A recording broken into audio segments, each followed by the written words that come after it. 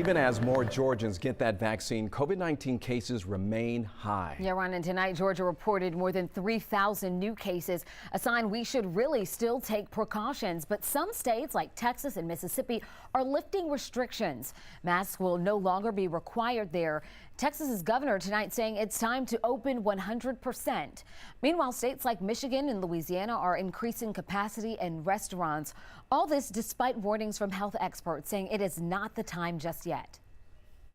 Please hear me clearly. At this level of cases with variants spreading, we stand to completely lose the hard-earned ground we have gained.